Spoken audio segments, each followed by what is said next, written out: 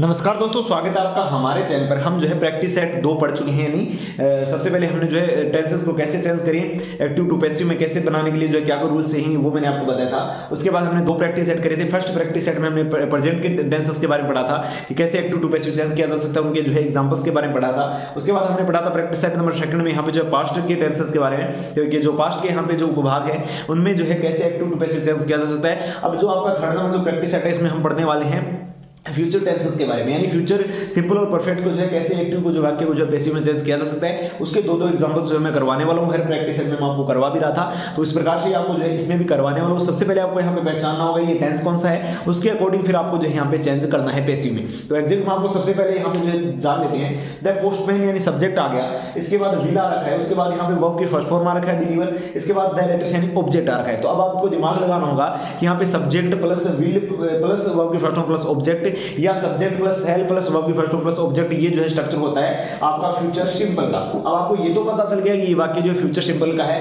तो आपको ये भी पता चल जाना चाहिए कि फ्यूचर सिंपल के वाक्य को जो है पैसिव में बनाते टाइम आपको फ्यूचर कंटीन्यूअस की जो साइकिल है उसमें चेंज किया जाता है। लेकिन आपको ये भी ध्यान रखना होगा कि फ्यूचर कंटीन्यूअस जो है कभी भी चेंज नहीं होता, यानी आपके जो है past present perfect continuous, past perfect continuous, future continuous और फ्यूचर परफेक्ट कंटीन्यूअस जो है यानी 4 टेंसेस का कभी भी यहाँ पे जो है एक्टिव टू पैसिव नहीं बनाया जा सकता। फ्रेंड्स, मैं सबसे पहले आपको यहाँ पे जो बताता हूँ, इसमें जो है द लेटर्स जो है जो ऑब्जेक्ट है वो यहाँ पे सब्जेक्ट के रूप में आ जाएगा द लेटर्स। इसके बाद यहाँ पे जो आपका विल है आपका यहाँ पे जो है फ्यूचर सिंपल का साइक्रिया। आपको यहाँ पे जो है इसको पैसिव बनाते टाइम चेंज करना है फ्यूचर कंटीन्यूअस की साइक्रिया। जो फ्यूचर कंटीन्यूअस की साइक्रिया होती है विल बी और शैल बी। अब यहाँ पे आपको क्या लगाना है, अब आपको यहाँ पे बहुवचन देख के आप सोचोगे शैल लगा दो, लेकिन ऐसा नहीं है। सिर्फ आई और वी के साथ ही शैल लगता है, बाकी चाहे बहुवचन और एकवचन उससे हमेशा इसके साथ जो है विल का ही प्रयोग किया जाएगा। तो द लेटर्स इसके बाद यहाँ पे विल बी आ जाएगा, क्योंकि विल का जो है जो आपका यहाँ पे जो पैसिव में बनाते टाइम जो है आपका फ्यूचर कंटीन्यूअस की साइक्रिया में चेंज होगा, तो वो विल बी में हो जाएगा। The letters will be deliver का जो है थर्ड फर्स्ट फॉर्म का हो जाएगा आपका थर्ड फॉर्म, यानी the letters will be delivered. अब इसके बाद जो है बाई आ जाएगा और इसके बाद यहाँ पे जो है द पोस्टमैन जो है वो सब्जेक्ट के यहाँ पे जो है आ जाएगा, यानी आपका जो वाक्य था the postman will deliver the letters वो बन जाएगा the letters will be delivered by the postman.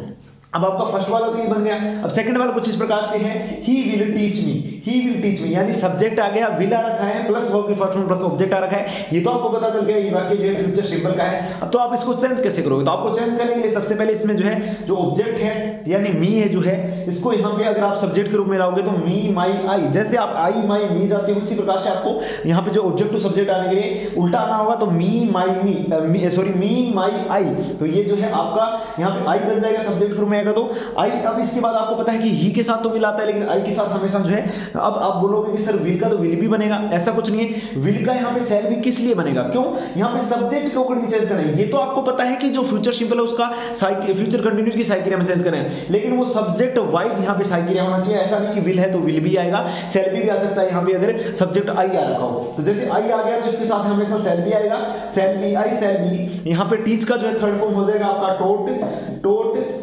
इसके बाद यहाँ पे जो है बाई, ही का जो यहाँ पे ऑब्जेक्ट फॉर्म है वो हो जाएगा ही, यानी आपका जो वाक्य है वो कुछ इस प्रकार से हो जाएगा, ही विल टीच मी का आ जाएगा I shall be taught by him. तो ये जो है आपका यहाँ पे फ्यूचर सिंपल का तो हो गया। अब आपका लास्ट होगा फ्यूचर परफेक्ट के 2 क्वेश्चंस, उसके बाद आपकी प्रैक्टिस सेट जो है एंड हो जाएंगे। उसके बाद हम जो है नए रूल्स के बारे में पढ़ने वाले हैं।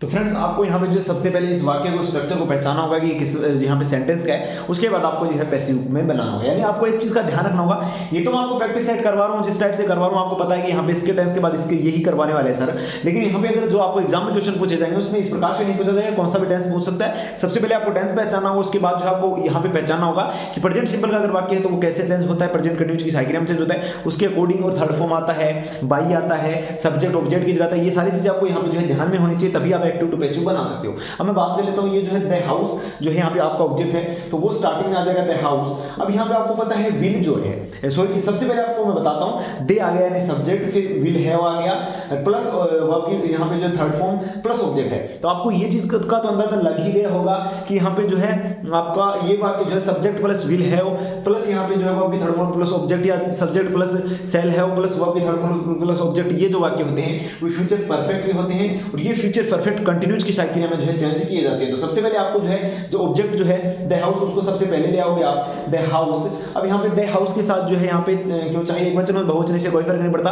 आइए वी के साथ ही लगता है सेल, तो इसलिए यहाँ पे जो विल हैव का जो है विल हैव बीन हो जाएगा, क्योंकि ये वाक्य जो है फ्यूचर परफेक्ट का है और फ्यूचर परफेक्ट कंटिन्यूज की साइकिल में चेंज होगा। अब इसके बाद आपका थर्ड फॉर्म ही रहने वाला है बिल्ट आ जाएगा।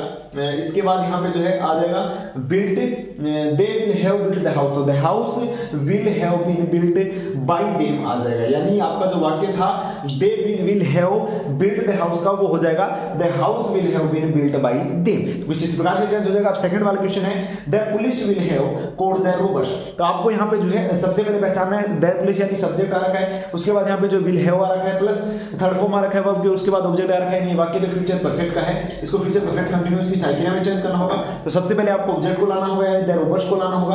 अब रोबर्स हालांकि बहुवचन है लेकिन इसके साथ भी विल ही लिखेगा, क्यों? क्योंकि यहाँ पे आई और वी के अलावा सभी के साथ यहाँ पे विल लगता है और इसके साथ लग जाएगा विल हैव बीन।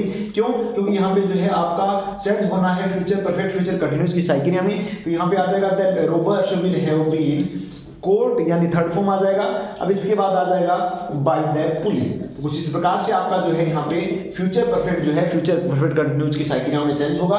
तो कुछ इस प्रकार से आपका जो है यहाँ पे टेंसेस जो है उनके यहाँ पे जो एग्जांपल जो है कंप्लीट हुए। यानी फ्रेंड्स आपके प्रैक्टिस सेट नंबर 3 के अंदर जो है आपके यहाँ पे फ्यूचर परफेक्ट के साथ ही आपके जो है सभी टेंसेस के एग्जांपल्स और रूल्स जो है कंप्लीट हुए। अब आपको जो है आगे के रूल्स पढ़ाएंगे, मॉडल वाइज आप कैसे चेंज कर सकते हो active to passive, other negative में आप कैसे चेंज कर सकते हो, वो चीजें जो है हम करवाने वाले हैं। तो फ्रेंड्स उम्मीद करता हूं आपको जो यहाँ पे एक्टिव टू पैसिव चेंज करने के जो रूल्स हैं और उसके अलावा प्रैक्टिस सेट नंबर जो 3 प्रैक्टिस सेट आपको पसंद आए होंगे, अच्छे लगे होंगे।